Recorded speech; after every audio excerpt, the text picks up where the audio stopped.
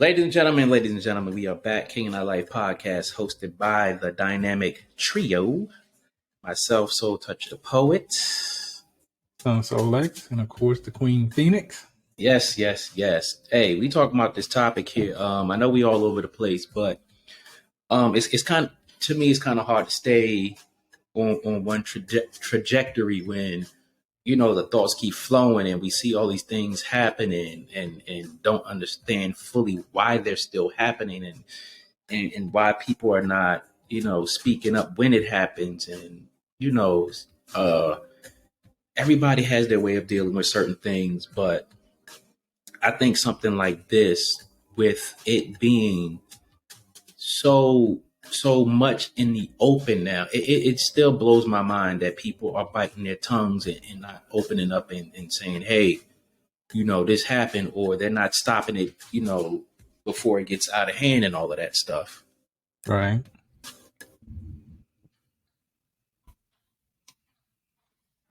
The biggest part about it is, again, we're just in 2021, so we're told. And the history of situations like this is like, when do people start to actually learn? Yeah. Like, that's why I don't get this whole murder thing, killing someone and thinking you're going to get away with it. Right. There's so much damn technology out here. Oh my God, it's ridiculous. But back on topic, people in high places, again, they're, to a certain extent, they're used to getting away with certain things. Mm-hmm.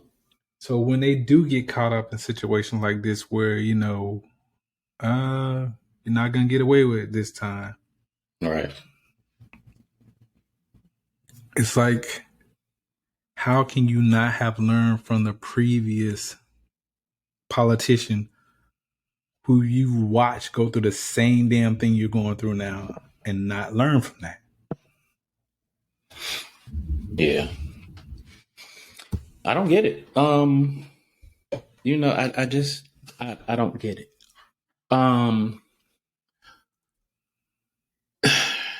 I think people get away with it so much because a lot of people don't speak up for a variety of reasons. Now, we've talked about the people who don't speak up because they're scared or in this, that, and the other. But we also have to look at the people who don't speak up because it's not a big deal. Right. And I think that's another layer in this equation, where it's like you have 10, 15 people coming out the woodwork later, opening their mouth. Because if this happened to you one time, two times, or whatever the case may be, and it wasn't that the interaction was not that serious to the point where you're going to either bash this person in the face, put them on blast, or report them, whatever the case may be. If you were mentally and emotionally strong to be like, you know what, it's not a big deal, I ain't tripping off of that, this person don't mess with me like that, then all right. But then don't come back later jumping on the bandwagon with everybody else. Right. Because that is part of the problem to me. If you, again, and again, this is not victim shaming, but if you feel someone came at you inappropriately and you handled the situation right then and there, and it stopped, or it stopped after 2 and 3 times, or it just wasn't that serious to you because it's like, all right, this person tried me, saw that I wasn't feeling it, and they left me the fuck alone, then leave it there. Just leave it there. There's no reason for you to come back 10, 15 years later talking about, oh, now I feel I have a voice. It's like, no, you had a voice then. If you shut the person down then, it was shut down then. Right. But again, if you are at the point to where this traumatizes you, speak up, speak out. Yell from the top of the tallest building. Let the world hear you. First and foremost, I'm an advocate for that. If someone has touched you inappropriately to where it has traumatized you or it affects your, ability to feel safe or whatever in your workplace or wherever, scream from the top of the building. Like I've mentioned before on previous episodes that somebody tried to put that on me like that. And the one thing I can say is I'm glad, first and foremost, I'm glad that I don't delete text messages and inbox messages and DMs and all that shit. I'm glad I don't delete that shit because the first time someone tries to accuse me, I'm be like, oh yeah? Well, all these text messages and DMs and all that and all these pictures that you sent me say otherwise. So first and foremost, don't try me like that because I'm going to come with receipts to show that you're not putting that on me. Secondly, and I know this can go both ways. Mm-hmm. I'm glad that I have people around me who know my character and know that I'm not, I'm not doing no shit like that. People know me. They know my personality, they know my character. They know that I'm not going to put myself in a position to jeopardize anything that I have going on because, hey, I like to joke, I like to flirt, I like to play, I like to do this, I like to do that, no matter where I'm at. But the thing about it is with me is the people that I interact with like that, I have developed a relationship with that person to where it's okay for me to play with them like that, joke with them like that, or whatever the case may be. And we are comfortable with each other to be like, hey, well, this is what it is. That was what it was. Cool. We can't rock like that no more. And it's like, all right, cool. We still be the best of friends. There's no hard feelings. Right. And I think that's important. If you are going to interact with someone like that, if you're going to flirt with someone like that, if you're going to catcall with someone like that, make sure you and that person have that understanding. You have that relationship. You have that foundation built between the two of you to where it's okay for y'all to talk to each other like that and deal with each other like that. And that, you do it in a setting that is appropriate to the two of you to where no one on the outside can misconstrue what is going on between you two. Yeah, I totally agree with you. If someone makes you feel uncomfortable, someone talks to you inappropriately, touch you inappropriately, make innuendos, so on and so forth. If you are not comfortable with that person, let that person know then.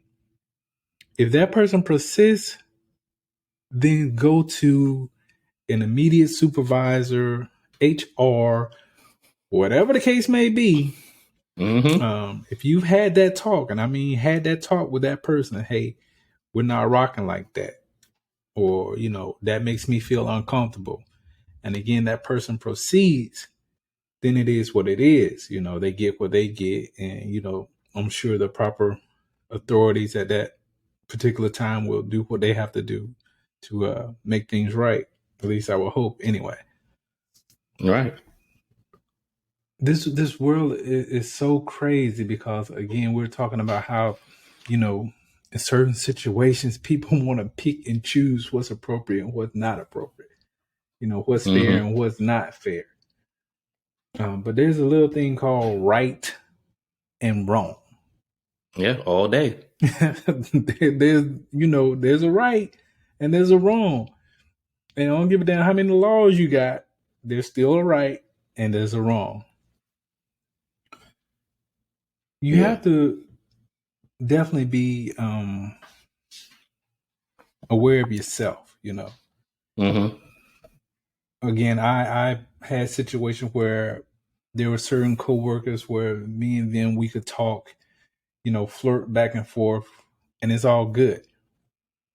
But then when I recognize a part of their character that lets me know, okay, you might want to back off from that, I've done so.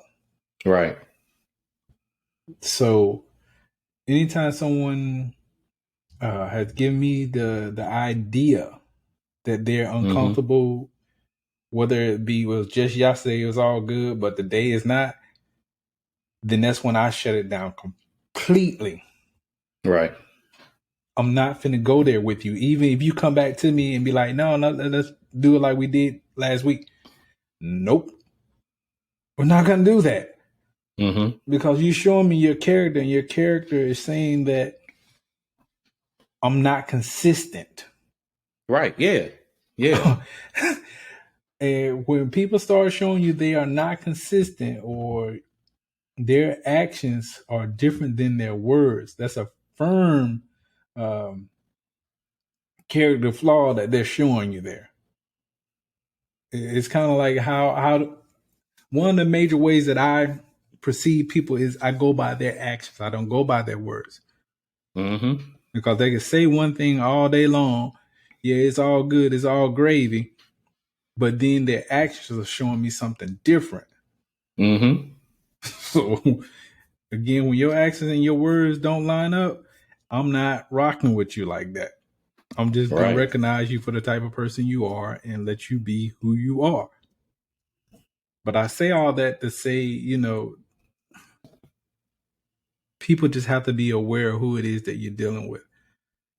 When people show you who they are, that's who they are. They're not bullshitting with you. Meaning, if they're a thief, if they're a liar, if they're a con artist, if they're two-faced, if they're a backstabber, whatever the case may be, if that Mm-hmm. person has showed you their hand of the type of character they have or the type of person they are, please believe them. Please do. Please do. Please do. You said one important thing, and that is consistency.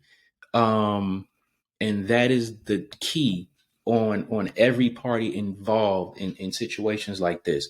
Um, if you allow that and you're okay with it, be consistent with that. If you're not okay with it, be consistent with that. Do not send mixed messages. Um, and don't give mixed messages. Don't act like one day it's okay and cool, and then because you have a bad day or you going through something or whatever, then it's not cool. At the same time, the other party has to be consistent as well. Right. Um, you cannot you have to be you. If you are a jokey person, be jokey person. Don't be jokey person with ulterior motives. Mm-hmm. Um, don't be like, oh, jokey, and then you slip in some real life harassment in there, because don't do that. You're not being consistent.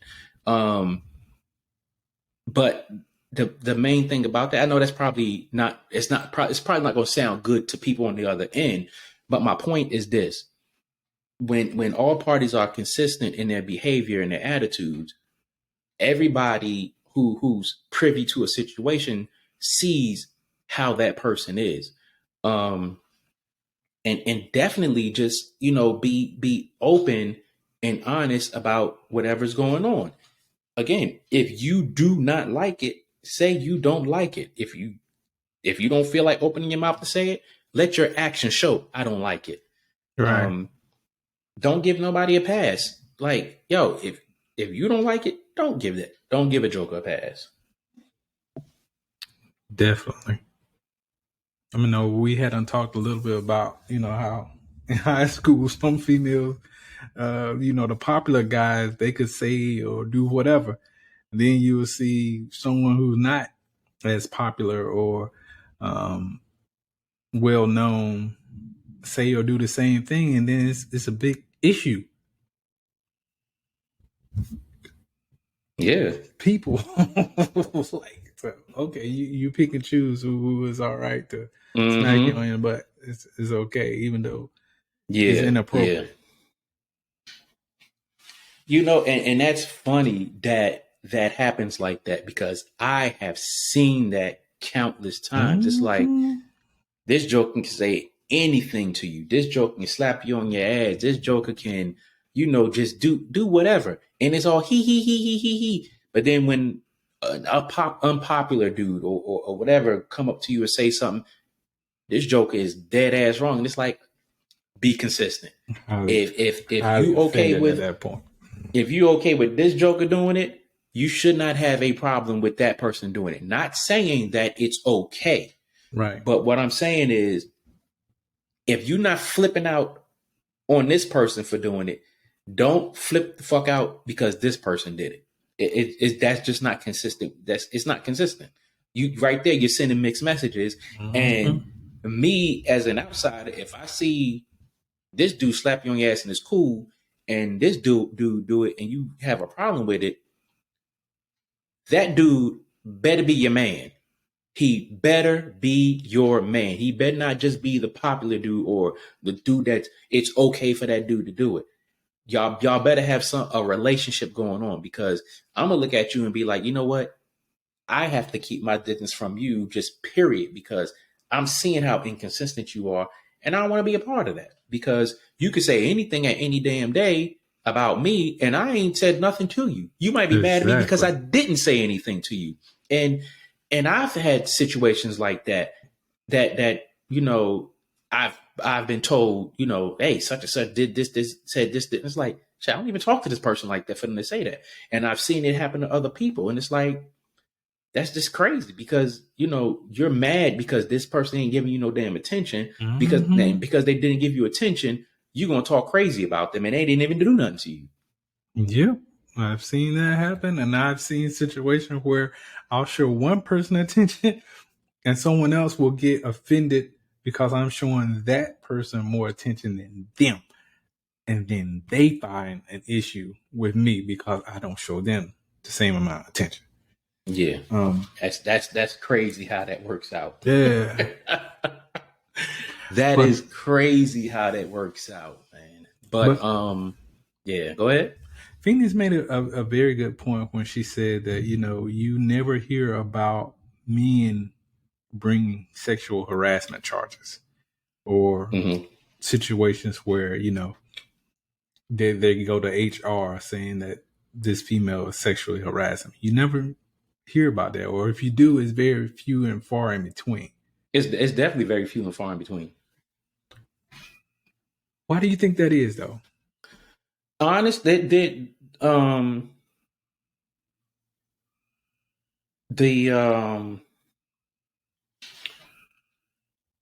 several reasons for it. One of the main reasons is men don't want to look soft or weak or anything like that. That's one of the main things. 'Cause I've had girls slap me on the ass before or say slick things to me. And for me, most of the time I just laugh it off. Right. And here's the thing, even though that I have been sexually abused and stuff like that, I take it as a compliment. I personally don't take it as offensive. I don't recall too many times where it has gotten to a point where I, in my heart, can say, you know what, that's offensive to me. I need to put a stop to it. So it's men don't want to look soft. Sometimes we can shrug it off more easily if a woman comes at us like that. Another reason is majority of the time we're not in situations to where we feel like we have to speak up on it. And what I mean by that is 9 times out of 10, the likelihood of a woman cornering an unwilling man in an office or in a closet or in a secluded area is not very high. It happens, but it's not very high. Right. Whereas it's more likely for a man to corner a woman in an office, in a closet, in a hallway, in a stairwell, in an elevator, something like that. So we're not put in situations that women are. And again, another reason is, we can just brush it off. All right, whatever. you flirting with me. All right, I'm not paying you no mind. It's not that serious. Whatever the case may be. So those are some of the reasons. I'm pretty sure there's more reasons out there, but those are the main reasons that come to my mind. Yeah, I have to agree with you. Like I said, I've had passes thrown at me before, and I just brush them off. All right. I can't say I ever felt in a position, where a female made me feel some type of way of like, I'm going to HR. Right. It just never crossed my mind. It's like, okay, I'm gonna take it as a compliment and keep it moving. But even with that type of energy she's showing me, I don't interact with it meaning give her more. How should I put this? I don't boast her up to give me more. You know what I'm saying? Like, right. I don't say, "Oh, okay, thank you." What else you got? I just never done that. I'm like, appreciate it. Keep it moving. I think men, to say that you're weaker for speaking up about it, though, I can't say I agree with that. Right. If you feel some type of way, someone's made you feel uncomfortable, man or woman, then do something about it. Right. Meaning, if you have to go to HR or go to your boss or your supervisor, do what you have to do. Don't let anyone else's influence or their perception of you stop you from protecting yourself, i.e., speaking up. The one caveat I will throw at that for some people who don't speak up, they may be victims of abuse younger in their lives, and that carries on into adulthood to where they don't feel strong enough to speak up. Now those situations I can completely understand.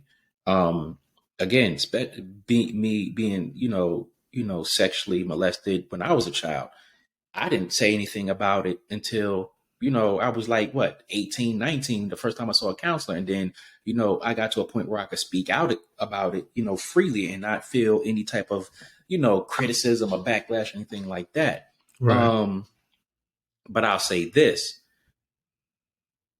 I would not be like, oh, these people or this person, I'm going to take this person to court because they did this to me and that to me. And for me personally, and I know there's a lot of people out there who probably have the same mindset as me. It happened. I could speak about it. I don't have a problem saying who did it, but for me, who did it is not important if I'm not going to confront that person, one, or two, hell, 1, 2, or 3 of them people is probably in the grave somewhere. So right. For me, it doesn't matter to say their names. It's not going to change anything to put them on blast. But and there have been cases out there where people who have alleged that someone has harassed them or whatever the case may be. The person probably dead 5-10 years and they want to come out and be like, write autobiographies and go on press runs, that and other. But at the end of the day, if, someone did something to you that you feel is offensive, harassment, or anything like that, speak up, shut their ass down so that they don't have the opportunity to do it to someone else. Exactly. That's definitely one of the things, we can't stress enough. If you don't say something, then think about the person that they may do it to next. That could be someone you're related to. It could be someone younger than you, or whatever the case may be. When that occasion came up, you should have said something then. And because you didn't say anything then, someone behind you is going to catch a situation that you could have potentially stopped or at least prevented. Mm-hmm. So for anyone who said that, or feeling like I'm a victim, this is just something we're reminding you of. There are occasions for you to step up and protect yourself. All day. You just have to be all right with that. You know what I'm saying? Mm-hmm. And don't feel like the criticism is going to stop you. No. I know a lot of actual victims, or people who assume or feel like they're a victim. They go through this thing to where they are going to feel like they're the wrong person for that happening to them. But that goes back to something that we have said repeatedly. If this has happened to you, it's not your fault. Period. It's just not your fault. Don't convince yourself that it's your fault. Don't let that damn perpetrator convince you that it's your fault. Two, it doesn't matter who they are. I don't give a damn if it's the damn pastor, I don't care if it's God himself. If that person has done something wrong to you, don't let their position intimidate you. Yep. Because at the end of the day, if they're wrong, they're wrong, and they got to pay the consequences for it. Mm-hmm. But one thing that bothers me about these perpetrators, outside of them being able to have access to people who are willingly entertaining them in that way, a lot of these jokers have wives at home. And the one thing that I cannot stand when it comes to these perpetrators out here, you have a wife at home, you have a daughter at home, you have a sister, you have a mother, you have a grandmother, you have women in your family. In your brain, how do you justify violating someone and then faking like you're mad when it happens to someone close to you? That's what I really do not understand. And I cannot vibe with, period. Definitely. I mean, as me growing up, as a young man and watching, certain situations where females were abused related to me and not being able to do anything about it, it definitely played a role in my life, meaning where I may have found myself in a situation where I had to physically defend myself. Right. It always go back to my mind, that picture of watching a female not being able to physically defend herself. So I never was the type that'll put my hands on a woman. Right. But I'm not the type that's going to stand there and let you knock my ass out either. That part. I will restrain you, the best I can. But the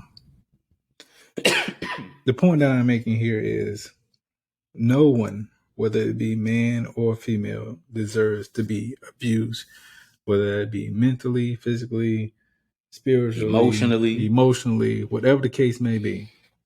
I know you guys can say, yeah, you guys are sticking on this subject a little longer than normal, but we're just trying to stress to you that you do have options to protect yourself and to come forth and make it known that you are being mistreated. Right. Yeah. Yeah. No doubt. No doubt. But yeah. we are going to take another break.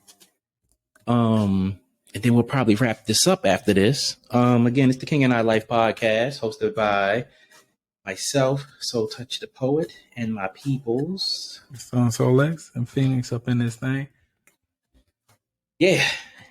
We'll be back and we'll probably close this conversation out. Cause yeah, it's one of them things, man. It's one of them things. For sure.